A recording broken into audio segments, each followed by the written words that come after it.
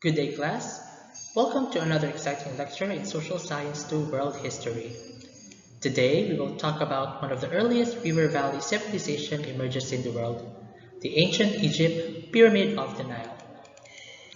While the people of Mesopotamia fought wars, people along Africa's Nile River formed a rich, powerful civilizations. As we all know, the ancient Egyptian civilization is famous for its pyramids, pharaohs, mummies, and tombs. This civilization flourished for 1,000 of years. But the question is, what was its lasting impact?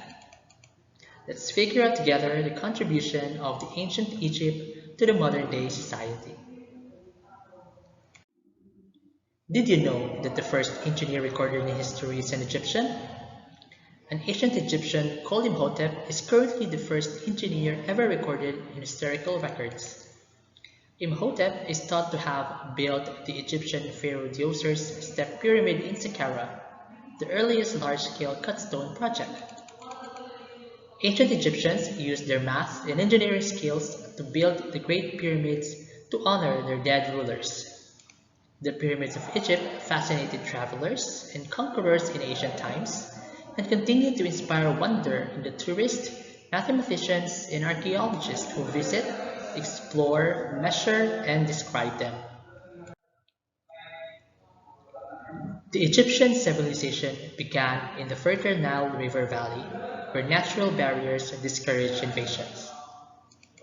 The entire civilization was supported by the Nile, which also provided nourishing water and sediments for agricultural production, a green space for wildlife and game to live, and a consistent waterway for trade and transportation. To the Egyptians, the Nile River was a precious gift. Egyptians were fortunate of the Nile River compared to the Tigris and Euphrates River in Mesopotamia, since Nile was as regular as clockwork. However, Nile River also poses various risks. Lights and heavy floods destroy crops, houses, canneries, and precious seeds that Egyptian farmers needed for planting. Due to this, thousands of people starved. However, the deserts shut out invaders. For much of its early history, Egypt was spared to the constant warfare that plagued the Fertile Crescent like in Mesopotamia. Ancient Egypt was divided into two regions, namely Upper Egypt and Lower Egypt. To the north was Lower Egypt, where the Nile stretched out with its several branches to form the Nile Delta. The delta begins about 100 miles before the river enters the Mediterranean.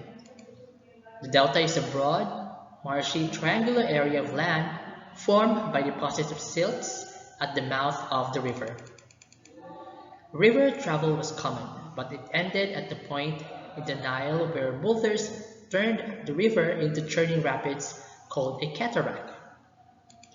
This made it impossible for river boats to pass this spot, known as the First Cataract, to continue upstream south to the interior of Africa.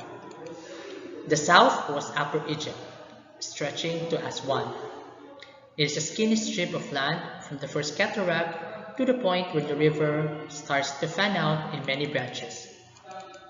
The terminology upper and lower derives from the flow of the Nile from the highlands of the East Africa northwards to the Mediterranean Sea. Upper Egypt could go with current and Lower Egypt could float upstream due to winds and sailboats.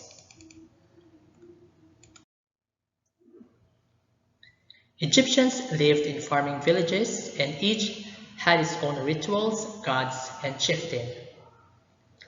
By 3200 BC, the villages in Egypt were under the rule of two separate kingdoms, the Lower Egypt and Upper Egypt. Eventually, the two kingdoms were united. There is conflicting historical evidence over who united Upper and Lower Egypt. Some evidence points to a king called Scorpion. More solid evidence points to a king named Narmer. King Narmer makes Memphis the capital city of Egypt. The king of Lower Egypt wore a red crown, and the king of Upper Egypt wore a tall white crown shaped like a bowling pin. Narmer created a double crown from the red and white crowns. It symbolized a united kingdom. he shrewdly settled his capital in Memphis, where the spot where Upper and Lower Egypt met, and established the first Egyptian dynasty. Eventually, the history of ancient Egypt would consist of 31 dynasties spanning 2,600 years. The role of the king was one striking difference between Egypt and Mesopotamia. In Mesopotamia, kings were considered to be representatives of gods. To the Egyptians, kings were gods. The Egyptian god kings, called pharaohs, were thought to be almost as splendid and powerful as the gods of the heavens. This type of government in which rule is based on religious authority and is called a theocracy. The pharaoh stood at the center of Egypt's religion as well as its government and army. Egyptians believed that the pharaoh bore full responsibility for the kingdom's well-being. It was the pharaoh who caused the sun to rise, the Nile to flood, and the crops to grow. It was the pharaoh's duty to promote truth and justice. Egyptians believed that their king ruled even after his death. He had an eternal life force, or they call it Ka, which continued to take part in the governing of Egypt. In the Egyptians' mind, the Ka remained much like a living king in its needs and pleasures. Since kings expected to reign forever, their tombs were even more important than their palaces. For the kings of the Old Kingdom, the resting place after death was an immense structure called a pyramid. The Old Kingdom was the great age of pyramid building in ancient Egypt. These magnificent monuments were remarkable engineering achievements built by the people who had not even begun to use the wheel. The pyramids also reflect the strength of the Egyptian civilization. They show that Old Kingdom dynasties have developed the economic strength and technological means to support massive public works projects, as well as the leadership and government organization to carry them out. Religion played an important role in the lives of Egyptians. Like the Mesopotamians, the early Egyptians were polytheistic, believing in many gods. The most important gods were Re, the sun god, and Osiris, the god of the dead. The most important goddess was Isis, who represented the ideal mother and wife. In all, Egyptians worshipped more than 2,000 gods and goddesses. They built huge temples to honor their major deities. Egyptians also believed in afterlife, a life that continued after death. Egyptians believed they would be judged for their deeds when they died. Anubis, god and guide of the underworld, would weigh each dead person's heart to win eternal life. The heart could be no heavier than a feather. If the heart tipped the scale, showing that it was heavy with the sin, a fierce beast known as the devourer of souls would pounce on the impure heart and gobble it up. But if the souls passed this test for purity and truth, it would live forever in the beautiful other world. People of all classes planned for their burials so that they may safely reach to the other world.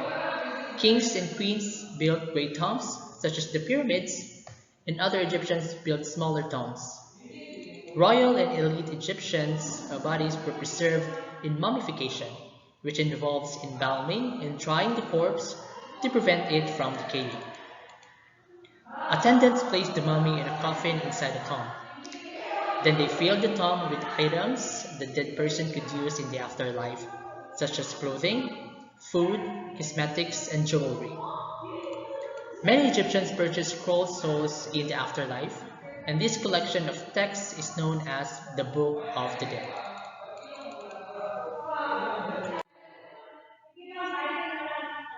Like the grand monuments to the kings, Egyptian society formed a pyramid. The king, queen, and royal family stood at the top.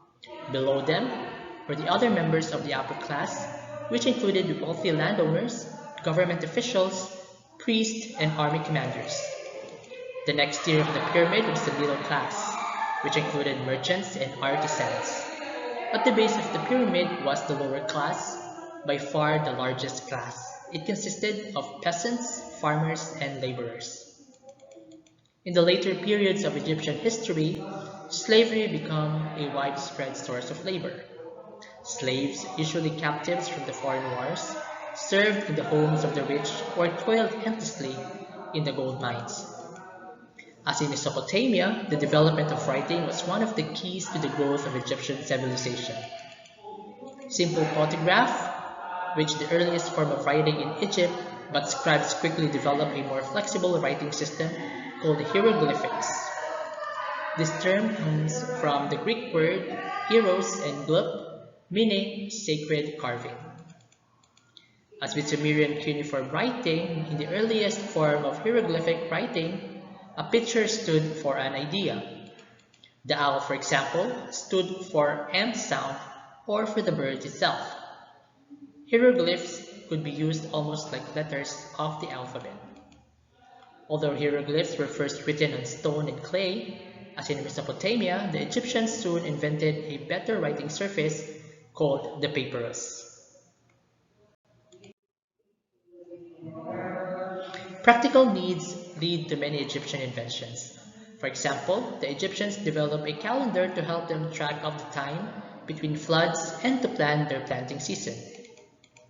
They calculated the number of days between one rising of the star and the next as 365 days, a solar year. They divided this year into 12 months of 30 days each and added 5 days for holidays and feasting. This calendar was so accurate that it fell short of the true solar year by only 6 hours. Egyptians developed a system of written numbers for counting, adding, and subtracting. The system would have helped to assess and collect taxes. Mathematical knowledge helped Egypt's skillful engineers and architects to make accurate measurements to construct the remarkable pyramids and palaces. Egyptian architects were the first to use stone columns in homes, palaces, and also in temples. Egyptian medicine was also famous in the ancient world. Egyptian doctors knew how to check a person's heart rate by feeling for a pulse in different parts of the body. They set broken bones with splints and had effective treatments for wounds and fevers. They also used surgery to treat some conditions. The power of the pharaohs declined about 2180 BC, marking the end of the Old Kingdom. Strong pharaohs regained control during the Middle Kingdom and restored law and order. They improved trade and transportation by digging a canal from the Nile to the Red Sea.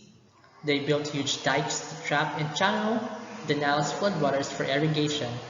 They also created thousands of new acres of farmland by draining the swamps of the Lower Egypt. The prosperity of the Middle Kingdom did not last.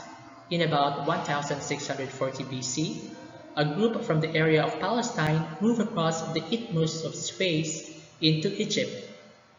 These people were the Hyksos, which meant rulers from foreign lands. The Hyksos ruled much of Egypt from 1630 to 1523 BC.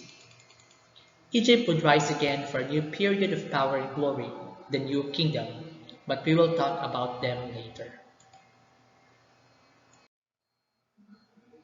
Now in summary, Egypt had some environmental challenges like light floods reduced crops and caused starvation, heavy floods destroy property, and the desert isolate but also protect Egyptians. King Narmer united Lower Egypt and Upper Egypt into a kingdom.